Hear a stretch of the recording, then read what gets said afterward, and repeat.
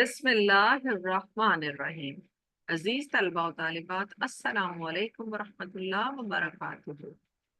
امید ہے کہ آپ سب خیر و عافیت سے ہوں گے، اور اللہ پاک سے دعا ہے کہ وہ آپ سب کو اپنے حفظ و امان میں رکھے اور دنیا اور آخرت کی کامیابیاں سمیٹنے کی توفیق عطا فرمائے۔ آمین اللہم آمین۔ تو بچوں، آج ہم پڑھیں گے صنعت تلمی۔ آج ہم دیکھیں گے کہ تلمی کا لغوی معنی کیا ہوتا ہے، تلمی کی پراپر ڈیفینیشن کیا ہے، اور تلمی کو استعمال کرنا کیوں ضروری ہے، اور تلمی کے استعمال کرنے سے کسی شاعر کے کلام پر کیا اثر پڑتا ہے، اسے اس کا کیا فائدہ حاصل ہوتا ہے۔ آئیے ہم آج کا اپنا باقاعدہ جو سبق ہے اس کو شروع کرتے ہیں۔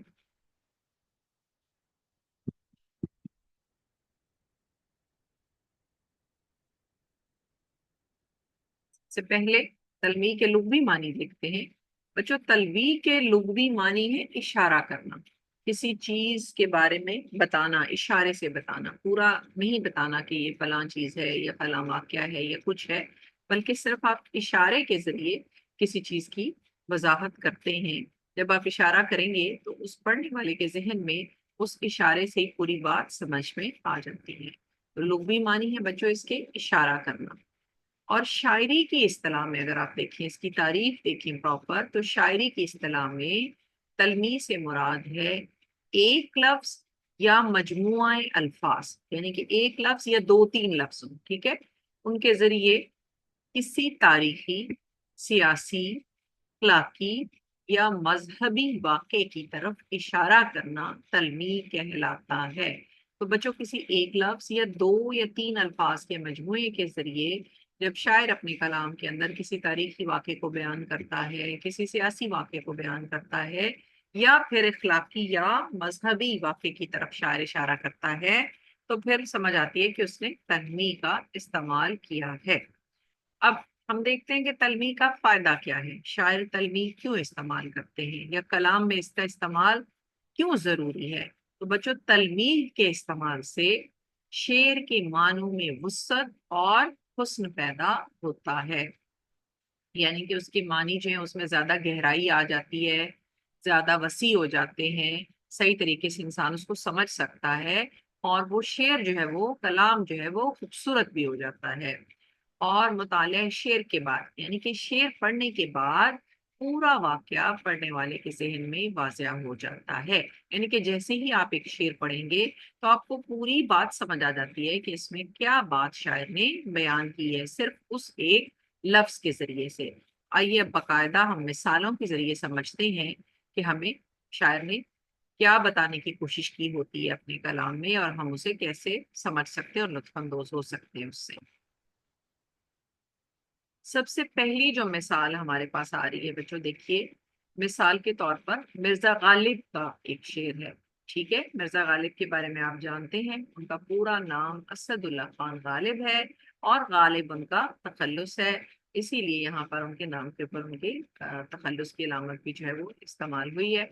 شعر پڑھتے ہیں، آپ سب بھی پڑھیے اپنے اپنے پاس، جب میں پڑھوں گی اس کے بعد آپ سب اپنے پاس اسی طرح سے اس کو رپیٹ کریں گے، تاکہ آپ کو شعر کی ادائیگی بھی آپ لوگ سیکھیں اور اچھے طریقے سے پڑھ سکیں اور ادا کر سکیں۔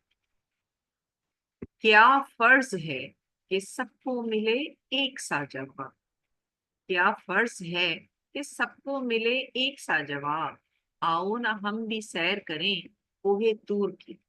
اب بچوں، آپ میں سے بہت سارے بچوں نے کوہ طور کا لفظ پہلے ہی سن رکھا ہے، سب جانتے ہیں۔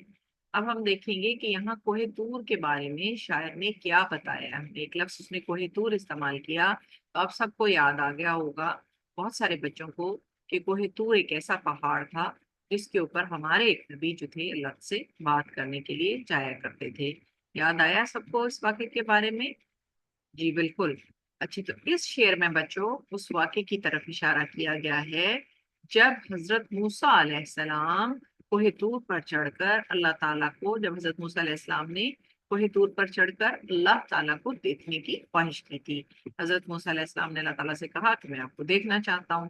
اللہ تعالیٰ نے اس وقت ان کو کہا کہ آپ نہیں دیکھ سکتے، لیکن حضرت موسیٰ علیہ السلام نے جب ضد کی کہ نہیں میں آپ کو دیکھنا چاہتا ہوں، تو اللہ تعالیٰ نے کہا کہ آپ صرف اس پہاڑ کی جانب دیکھیے۔ تو اس خواہش کے جواب میں اللہ تعالیٰ نے تجلی ظاہر کی، یعنی کہ نور کی ایک روشنی جو تھی، نور کی ایک تجلی جو تھی، اللہ پاک نے اس پہاڑ کے اوپر ظاہر کی، جس کتاب نہ لاتے ہوئے آپ موسیٰ علیہ السلام جو تھے وہ بے ہوش ہو گئے، اور کوہ طور جو تھا وہ جل کر سیاہ ہو گیا، مطلب بالکل وہ سرمے کی طرح سے ہو گیا۔ اور آج بھی لوگ وہاں پر جاتے ہیں، ابھی یہ تصویر بھی آپ کو کوہ طور کی نظر آ رہی ہے، آج بھی زائرین وہاں پر جاتے ہیں اور کوہ طور کو دیکھ کر آتے ہیں۔ تو یہ ایک مثال آپ کے سامنے تھی، شاعر نے صرف ایک لفظ استعمال کیا، جس کے نتیجے میں آپ کے ذہن میں ایک پورا واقعہ جو تھا وہ تازہ ہو گیا۔ اگلی مثال دیکھتے ہیں۔ دوسری مثال ہے بچوں ہمارے پاس، بے خطر کود پڑا آتش نمرود میں عشق، عقل ہے محو تماشائے لبے بام ابھی۔ بے خطر کود پڑا آتش نمرود میں عشق، عقل ہے محو تماشائے لبے بام ابھی۔ اچھا، ابھی جس طریقے سے میں نے اس شعر کو 2 مرتبہ پڑھا ہے، آپ بھی اس کو اپنے پاس پڑھیں، کیونکہ آنے والی کلاسز کے اندر آپ اس طرح کی شاعری پڑھیں گے۔ یہ آپ کے لیے، آپ کی آسانی کے لیے جو ہے اس کو پڑھا جا رہا ہے۔ اچھا، یہ شعر کس نے لکھا ہے بچوں؟ یہ علامہ اقبال نے لکھا ہے، ڈاکٹر علامہ محمد اقبال، جن کے بارے میں آپ جانتے ہیں کہ وہ ہمارے قومی شاعر ہیں، تو یہ ان کا لکھا ہوا شعر ہے۔ اس شعر کے اندر آپ نے 2 لفظ دیکھے ہیں، ایک آپ نے دیکھا ہے آتش نمرود، ٹھیک ہے، اور دوسرا آپ نے لفظ دیکھا ہے بے خطر کود پڑا آتش نمرود میں عشق۔ تو یہاں پر کسی کے آگ میں کودنے کی بات کی جا رہی ہے، آتش نمرود میں کودنے کی بات کی جا رہی ہے، ٹھیک ہے۔ آپ کو یاد آیا ہے کس نے آتش نمرود میں چھلانگ لگائی تھی؟ جی جی، بالکل صحیح، بالکل صحیح، آپ درست سوچ رہے ہیں۔ یہ جو شعر ہے مدرجہ والا شعر، یہ شعر جو آپ نے دیکھا ہے، اس کے اندر حضرت ابراہیم علیہ السلام کا جو ہے وہ واقعہ بیان کیا گیا ہے۔ حضرت ابراہیم علیہ السلام کو آپ کو پتہ ہے ابو الانبیاء بھی کہا جاتا ہے۔ تو حضرت ابراہیم علیہ السلام کو بچوں، بادشاہ نمرود جو تھا، ان کے زمانے کا ایک بادشاہ تھا جو کہ بہت زیادہ وہ مغرور تھا، اور اس نے خدائی کا دعویٰ کر رکھا تھا اور اپنے آپ کو بہت طاقتور سمجھتا تھا۔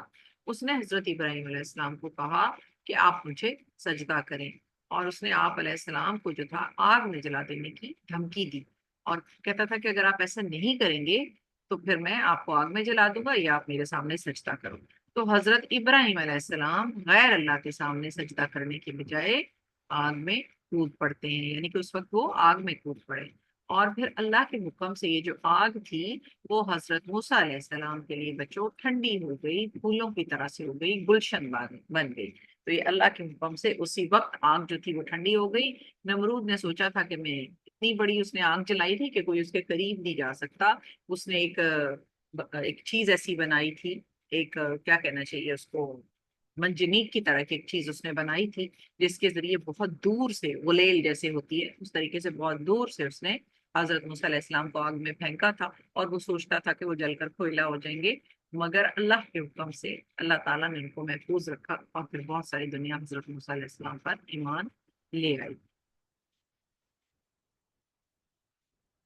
جی بچوں، اس سے اگلی مثال جو ہے وہ آپ کو نظر آ رہی ہے، پہلے آپ لوگ شعر پڑھیے، اس کے بعد ہم مثال کے بارے میں بات کرتے ہیں، وضاحت کرتے ہیں اس کی۔ آ رہی ہے چاہے یوسف سے صدا، دوستیاں تھوڑے ہیں اور بھائی بہت۔ اس شعر کے اندر دیکھیے بچوں، آپ کو چاہے یوسف کا لفظ استعمال ہوا دکھائی دے رہا ہے، دوست اور بھائی کا کمپیریزن آپ کو نظر آ رہا ہے، بات کی جا رہی ہے۔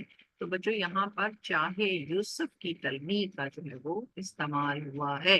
چاہے یوسف سے کیا مراد ہے؟ جی، چاہ کہتے ہیں بیٹا کنویں کو، اور یوسف حضرت یوسف علیہ السلام کی بات یہاں پر کی گئی ہے۔ یہاں پر اس شعر کے اندر جو ہے حضرت یوسف علیہ السلام اور ان کے بھائیوں کے واقعے کی طرف اشارہ کیا گیا ہے۔ کون سا واقعہ آپ کو یاد ہے جو حضرت یوسف علیہ السلام کے بھائیوں نے اپنے بھائی کو کنویں میں پھینک دیا تھا؟ جی بالکل، کہتے ہیں کہ حضرت یوسف علیہ السلام کے بھائیوں نے ان کو کنویں میں ڈال دیا تھا، اور رات کو روتے ہوئے گھر پہنچے، اور بہانہ بنایا تھا کہ یوسف علیہ السلام کو بھیڑیا کھا گیا ہے۔ اور وہ لے جا کے وہ نلوتا پوتا جو تھا اپنے والد کو دیا اور ان سے کہا کہ یوسف کو بھیڑیا کھا گیا، مگر ایسا حقیقت میں نہیں ہوا تھا۔ تو اس تلمیح کی بھی امید ہے آپ کو سمجھ آئی ہوگی اس شعر کی۔ جی بچوں، ایک اور شعر ہے ہمارے پاس۔ پتھر ابالتی رہی ایک ماں تمام رات، بچے فریب کھا کے چٹائی پہ سو گئے۔ اب آپ دیکھ رہے ہیں کہ اس شعر کے اندر بات کی جا رہی ہے کہ ایک ماں جو ہے وہ تمام رات پتھر ابالتی رہی ہے اور بچے بیچارے اسی بھروسے پر انتظار کر کر کے کھانے کا سو گئے۔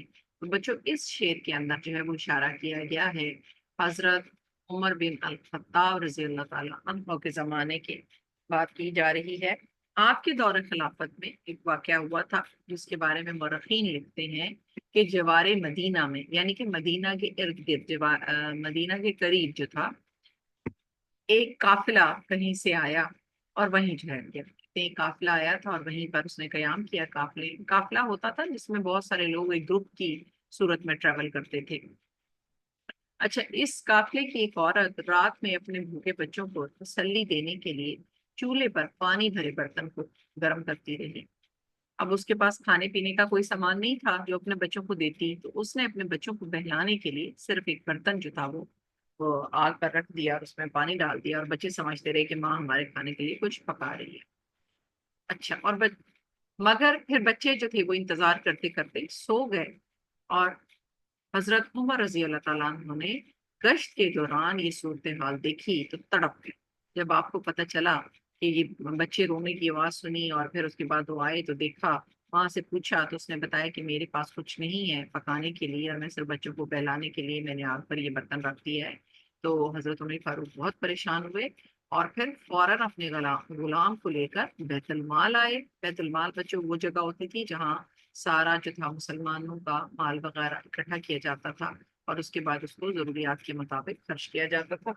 اچھا، اور وہاں سے چند بورے اپنی اور اپنے غلام کی پیٹھ پر لاد کر اس مقام پر لائے اور سامان اس ماں کے حوالے کیا جو بچوں کو فریب دے کر سلا رہی تھی۔ یعنی کہ کھانے پینے کی چیزیں خود اپنی کمر پر اٹھائیں اور اپنے غلام کو بھی دیں اور سب اٹھا کے لا کے اس ماں کو دیا، اور بچوں آ کے اس کے ساتھ کھانا تیار کروایا، اس کے بچوں کو کھلایا، اور بہت زیادہ جو تھے وہ پریشان ہوئے ان کی حالت دیکھ کر، اور پھر آپ واپس گئے۔ حالانکہ وہ خلیفہ تھے لیکن اس کے باوجود انہوں نے یہ سارا کام کیا۔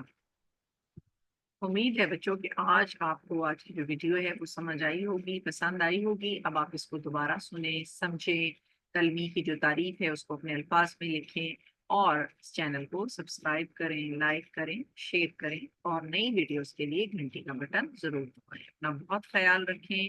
اللہ حافظ۔